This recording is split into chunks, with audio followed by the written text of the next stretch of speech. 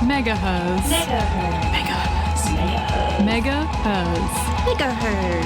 You're listening to Megaherzzz on 4ZZZ. You're tuned in to Megaherzzz on 4ZZZ. I, as well as you, probably were feeling quite bloody angry about some events that went down yesterday, and, you know, that kind of is the mood that I was feeling. And I don't encourage violence, but neo-Nazis are violent people, and I hate to start an episode talking about men that I hate, but also it is a feminist issue. People marching against immigration in our city is a putrid loser act, and I think it's horrific. And other than the First Nations people who live on this land, we are all immigrants on this land. All white Australians' ancestors came on boats, and immigration is the best thing that's, well, probably not for Indigenous people, but in modern Australia, immigration is an incredibly important thing. Yesterday was a horrible day of shame on white Australia. But also an incredible day of bravery for people who were fighting against that hate. And good on the people who showed up yesterday. Good on CJ, who took some footage on the 4ZZZ Instagram. And but it's important to keep in mind that in the feminist program, this is very much a feminist issue. People preaching hate is horrid, and in our city, nonetheless, is even more horrid. And I don't want to give those losers any more attention than they deserve, but the wonderful people who protested that, good on you for fighting against hate. We have something a little bit unrelated to that was pre-recorded later in this episode. I'm talking to the wonderful Ameya from Keeping Brisbane Alive about the work that she does on her Instagram, and she's putting on a show, which is wonderful and happy news. But before I start the show, I'd like to acknowledge that we are broadcasting from the stolen lands of the Turrbal and Yuggera people. Sovereignty over this land was never ceded, always was, always will be Aboriginal land. We've made a commitment on Megaherzzz to report on the femicides occurring in Australia every week. Big content warning on this. If this is something that you would like to tune out of for self-care, tune back in about 3 minutes. Unfortunately, in the last week, a woman has been murdered. Her name was Cara Luke. She was an empathetic and caring human being, nurse, mother and friend. Cara Samantha Luke was so many things to so many people. She touched thousands of lives through her work and health, her kindness to family and friends, and her support of people in her community. She could not be saved, and a 52-year-old man is now in custody. Her life matters. This is horrific that we have to report on this every single week, but it's happening every single week, and the mainstream media is not reporting on it. Cara's life matters. We use Sherele Moody as our source. She's wonderful. She does really important work. If you have funds, can donate to her, please do. She's also got some very important stuff up on her site at the moment about those rallies down in Melbourne, and the aggression showed towards First Nations people down there yesterday. So give her a follow, look at her site, because the work that she's doing is really important, and she documented that. Cara Luke, she matters. Are you renting your home and affected by domestic abuse? When you are affected by domestic abuse, you have rights to leave or to stay in the rental property.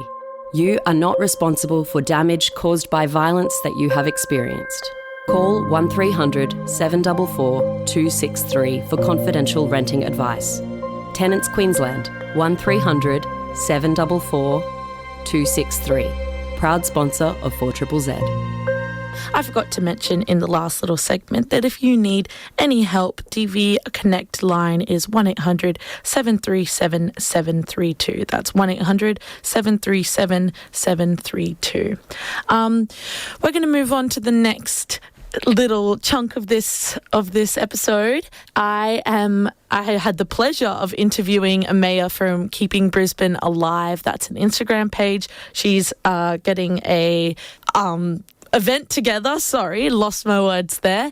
Putting an event together in the near future, which she's going to talk a little bit about. But go have a look into her page. This is a little bit of a long bracket, so a bit of speaking, but listen in.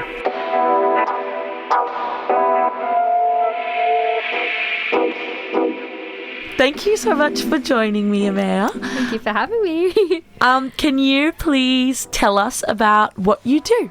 Okay, I run an Instagram page called Keeping Brisbane Alive, and that initially just started as a small act of protest and as a way to preserve Brisbane, because I went on a walk through West End with one of my close friends, and I saw the aggressive gentrification of the area and local businesses struggling and creatives being pushed out, and I also saw extremely unaffordable housing in a rapidly changing demographic being built over what would have been affordable rentals and where generational locals have lived. And I was struck with the sense of we should preserve this. We should capture it, and we should fight for the best interest of community to preserve third spaces, community spaces, supporting local, whether it be local businesses, the creative scene, and community engagement. And so I started Keeping Brisbane Alive from there, and it evolved into a digital community in which we make community engagement and what's going on accessible for all people to know and know how to be engaged, as well as a page that's become not only a digital community but a way to really advocate for the creative scene here and the promotion of arts, as well as protest against things like gentrification and actions that are not necessarily in the best interest of locals and the community and grassroots organisations here. So well articulated. So why do you feel like community is important in the Brisbane Meanjin music scene? Well, not just the music scene specifically. Oh, sorry, yeah. Creative scene. It's okay. While I do really love music, it's a big part of who I am. Keeping Brisbane Alive is also a general community page that does promote the creative scene in general. It does promote local businesses and stuff as well. And I think community specifically in Brisbane is so important now more than ever, especially as we're seeing challenges like cost of living, meaning more homelessness on the rise, especially as we're seeing things like the arts be so underfunded and grants dwindling, especially as we're seeing the demolition of tent cities recently, which did cause a lot of backlash and was rather unfortunate. I think having a sense of community unity and having people gather and be involved and be actively engaged in Brisbane has become very important, because we all need to band together and be there for each other. Equally, in the context of local independent businesses and the creative scene here, whether it's the performing arts, visual arts, or music, I think it's very important to support that and to be engaged and to be aware, because it's so difficult now to be a creative and to be a local business, and even to run places where it's not just a business, it's a community third space for people to gather and for people to be. It's very difficult now. We're seeing the slashing of grants, we're seeing people not caring as much, and I think showing up is just so important. It's so important to be there. But also the creative scene, music scene here, the independent local businesses, the third spaces, the community, we are what makes this city. Mm-hmm. We are what gives Brisbane a soul, and I just think it's worth the good fight to keep that alive, which is what I try to do. It's a beautiful thing that that the creative scenes in Brisbane, maybe by nature of being a small city, but also I think that's something uniquely Brisbane, is that all of the creative scenes are kind of intersected and intertwined. And like, I know we're going to be talking more about an event that you're putting together soon, but just the fact that visual art, all kinds of art and music come together all the time, and that also ties into advocacy as well all of the time. It's they must coexist in this city, which is wonderful. Of course. It's very beautiful to see. And also the way that third spaces and small businesses, for example, Season 3, Echo and Bounce, a lot of places of those likes, how they also are quite interconnected and host a lot of community and are very involved. And I think it's very unique to Brisbane, and it is what makes our scene very strong. The sense of not necessarily individualism, but a genuine care and looking out for each other, and a genuine desire to network and help out, and how interconnected we are, which does come with size, and it can be a blessing and it can be a curse, but it's something that's just so uniquely Brisbane, and it's so heartwarming to see in the care for community and in how close together we are. Brisbane is one of those cities where if you do a call out to save a community third space, you know that people will show up because we really care. And we've seen recently through things like SNAP protests and food banks as well, people really come together and care, and the creative scene and local businesses do have a very unique role. Absolutely. So you're putting together an event. Can you tell us about some of the challenges of being a community organizer? And just general community organizing, if you want it more broadly.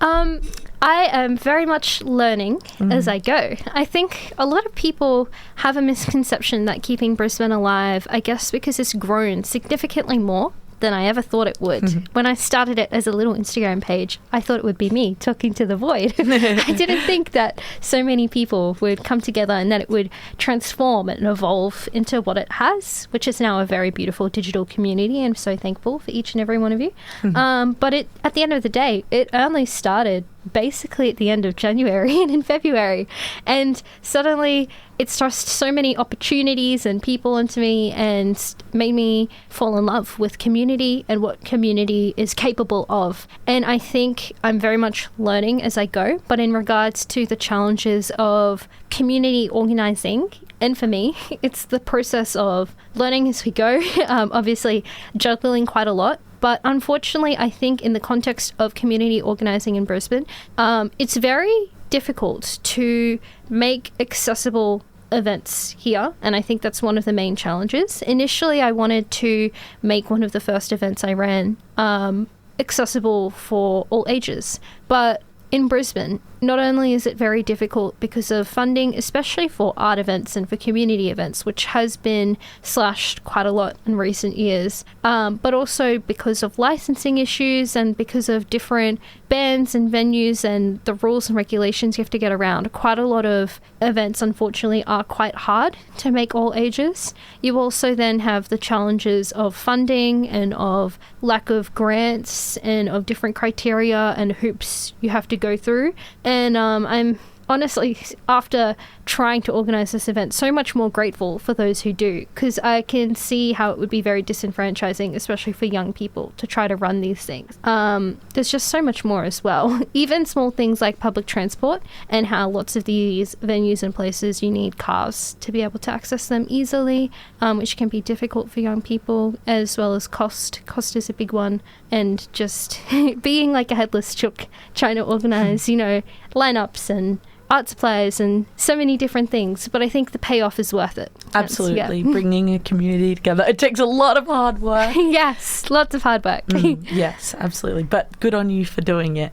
Thank you. Can you tell us about the event? Yeah, so I will be, there's a little surprise coming soon, making a new social media page for the event as well. Hopefully this will be the first but not last community event Keeping Brisbane Alive runs. The big ethos is for community by community, and I think it's important to acknowledge that my inspiration for this, and when I really started to fall in love with community and value the importance, was actually after I made a post that became very popular and was in a bid to save Season 3 so that the venue did not shut down forever, and then it didn't, and I was so happy about that. But that's honestly a conversation for another time. That could go on forever. And after I decided, you know what, it would be really cool to see the power of community come together again. And initially I did want to run an all ages accessible community event, but due to obviously me and many young people, it being our first time organising and the different barriers in place for this first event, we have decided to make it 18 plus, just for the ease of organising, though hopefully our next few ones can be all ages and accessible. And it will be a community fundraiser event, raising money for a charity called Red Heart Campaign, run by Sherele Moody, who runs the Stop Femicide count every day and advocates for ending gender-based violence and femicide, and to declare it the issue that it is in Australia. And the event will celebrate local talent and community and really just be a for community by community event. And we hope to have local talent from DJs to band lineup, local artists contribute to an art auction to help fundraise for that, as well as collaborative workshops with people sharing skills and people bringing their art projects and crafting together and just, you know, having that sense of community and coming together. That's what the event is all about, and it'll be by community for community and platforming lots of local creatives and everything. And yeah, we'll be helping the bigger cause of ending gender-based violence. It's so wonderful and so important. The work that she does is, you know, no one else is doing that. So it's fantastic to be, you know, putting money towards that because she needs it, and it's such important work. It is such important work, and it's just such a shame that it's getting to the point where it's actually getting worse. But hopefully, as a community, we can help for the greater good. We can come together. We can obviously platform local artists and have that sense of community, and also contribute money for the greater good. And I think that this is something that's happening more and more in our city, is that artists banding together and fundraising. You know, artists are not historically rich people, but historically generous. You know, it's a, you know, yes, going towards the greater good, going towards causes is a really, you know, a wonderful thing that we love to see. And I think this is what I love so much about our city and about our community here.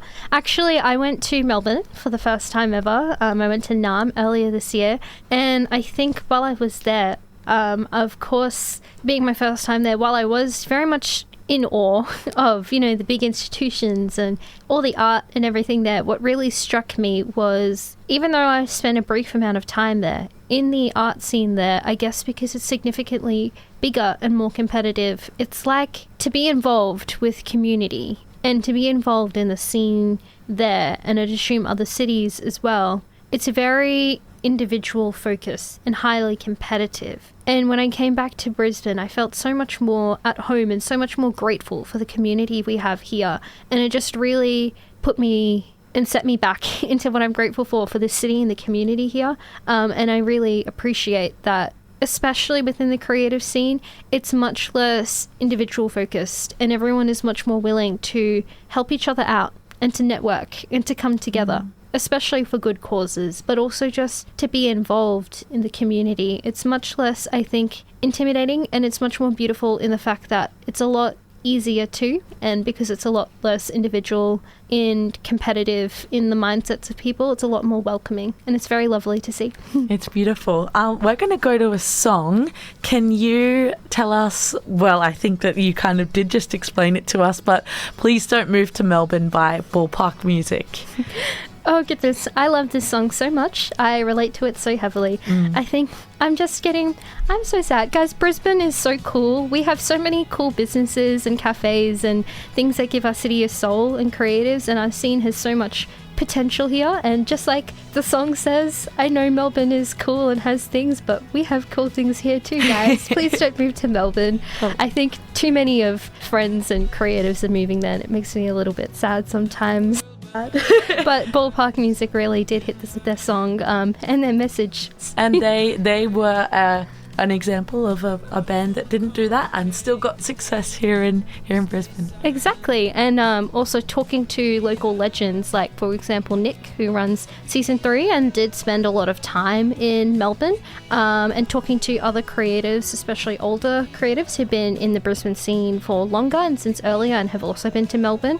Brisbane can on the surface level be easier to give up on, especially when you see Melbourne with such an established and well-funded scene. Brisbane is not somewhere we should give up on because there's so much worth fighting for, and it's worth staying, and it's just got a unique charm. And the community here, the creative scene here, it's emerging. It just makes it all worth it when you see the potential and how it's emerging. Absolutely. And they talk about a brain drain when a small town loses everybody in their creative scenes to, like Melbourne.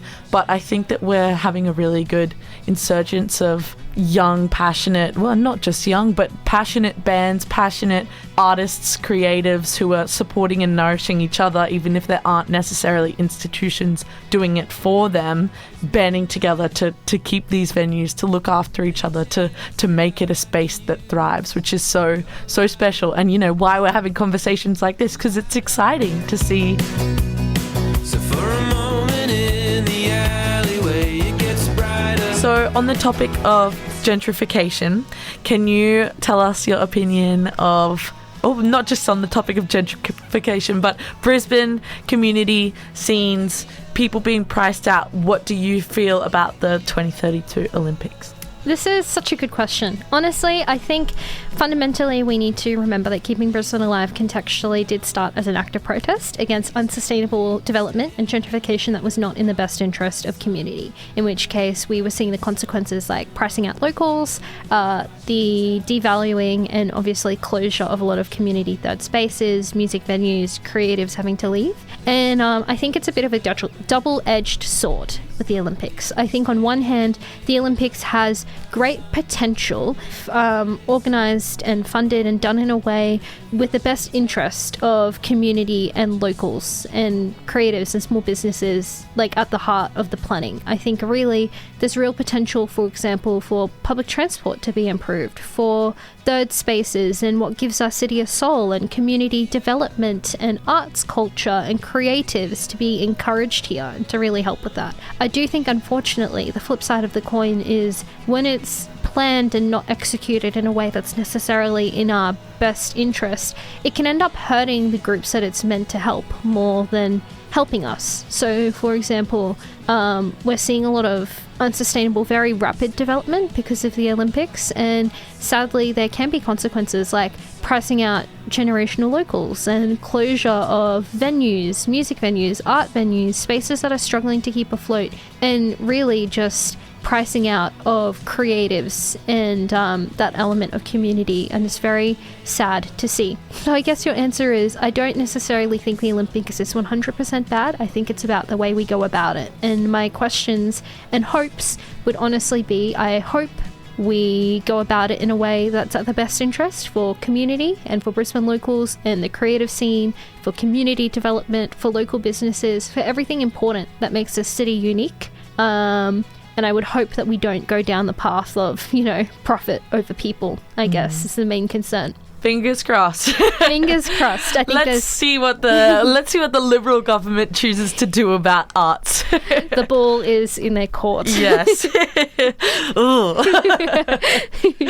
Well, I think that if our creative scene has anything to do with it, good things will come. Hopefully. And even with challenges like gentrification, and even with challenges like closure of more venues and it becoming more difficult because of the Olympics that we are seeing, unfortunately, in recent years, I think the beauty of Brisbane, and it's so uniquely Brisbane, is we are united in a common fight, and people are willing to put up a fight and to advocate for community because we really care. We care about our spaces, we care about our creatives, we care about our local businesses, and I think even if it does more harm than good, people will always try to advocate and unite in countering. And we saw that recently with the almost closure of season 3 before community could unite and keep that going. And I just really hope that we keep that strength and unity going, keep the ball rolling, and also fingers crossed that the Olympics ends up helping us. This is the last little bit of the interview with Ameya. Please enjoy. Thank you so much for tuning in to Megaherzzz. Follow the Instagram and support Ameya and all she does. And yeah, thanks for tuning in. What do you think needs to improve in our city, in our scenes? I'm going to make this question a bit more about community in general, if that's okay. Yeah.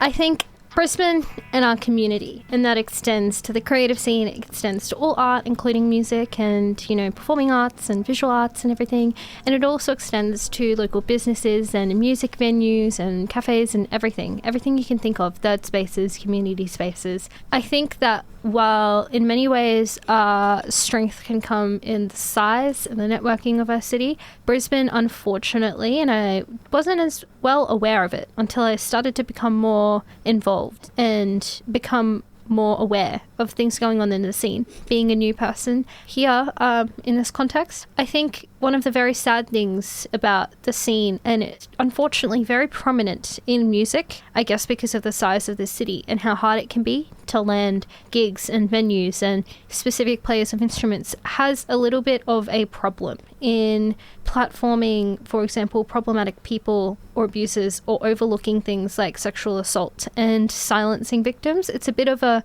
silent misogyny issue within the community, whether it be music or arts or other things as well. And unfortunately, it is quite common. And I think the good thing about Brisbane is there's such a counter community to that, and it's very beautiful to see. There are community spaces and third spaces, cafes, music, bands and performers who are very vocal against and are trying to foster a supportive, loving, affirming community instead. But I like to tell people Brisbane is the biggest country town you'll ever be in.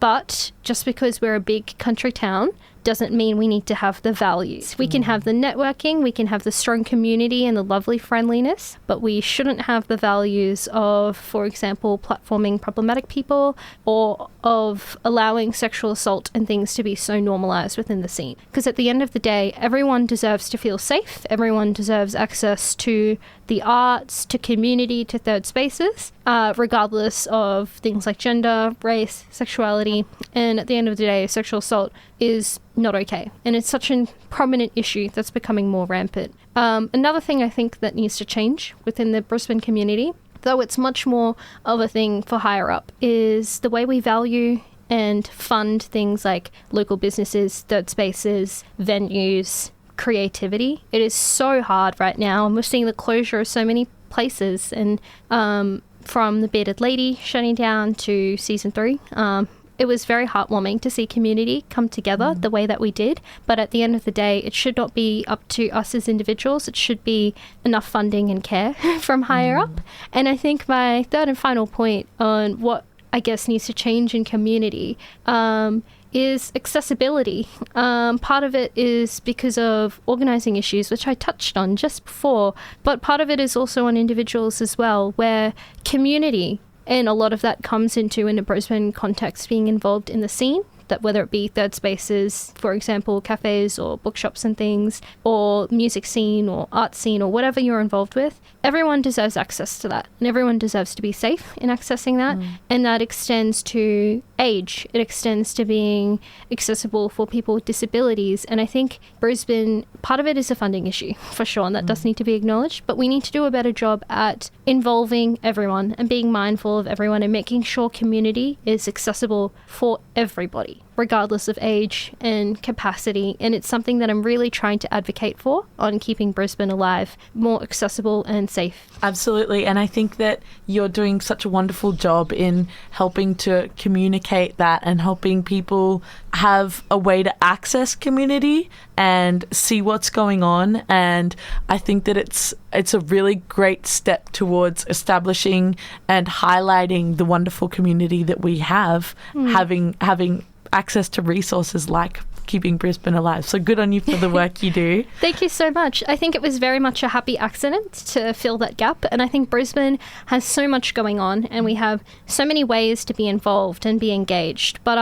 our strength is definitely not promoting it. And so I think a big thing about my page is making things accessible, advocating for community in the scene to be a much more accessible and safe place, but also ensuring that my platform makes what's going on community and how to be more involved and engaged, whether it be for protests or food banks and grassroots activism, or for music and arts things, whatever it be. It's important to me that it's a platform to repost and actually make people aware of what's on, because you can't be involved if you don't know what's on. And especially outside of your inner circles. Yes, of course. It can be very difficult. I know for me, before I started Keeping Brisbane Alive, it was very difficult to get my foot in the door and to be involved in the scene. And I'm just really trying to make that more accessible for everybody, because everyone deserves access to that. It's very interesting, actually, to see how Keeping Brisbane Alive has evolved. It's slowly turned into, as well as like an arts culture page, an advocacy page as well.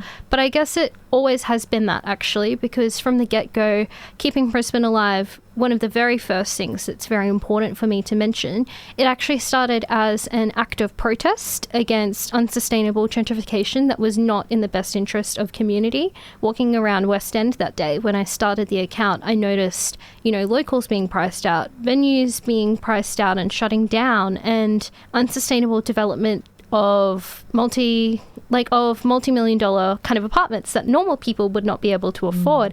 And I guess in that regard, my page has always been an advocacy page, just in a different way. It's very important for me as well to acknowledge that the page did actively start as an act of protest against gentrification and of development that was not in the community's best interest. And sometimes people don't see that link, but at the end of the day, unsustainable gentrification like that, it hurts everybody. It hurts locals who've lived there for a long time.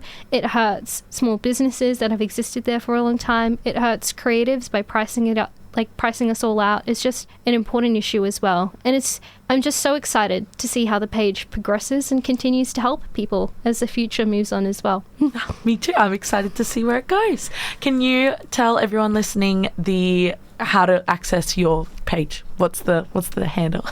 It's just keeping.brisbane.alive on Instagram. And I think a lot of people ask about the best way to support it. I am just one person. It is just me behind it, just one passionate person about community, trying to support community and what's in our best interest. And I guess the best way to support it would be to go give it a follow, to go engage, to let me know what's on, so I can, of course, repost and help out and promote things where possible. And just to get those community conversations and balls kind of rolling and going. And to everyone else who follows the page, I would say thank you so much. I appreciate each and every one of you. I'm so glad to be the person in charge of this accidental, really, little digital community I've started. And community is wonderful. It's so wonderful to see what we can do together. Isn't that what feminism is about?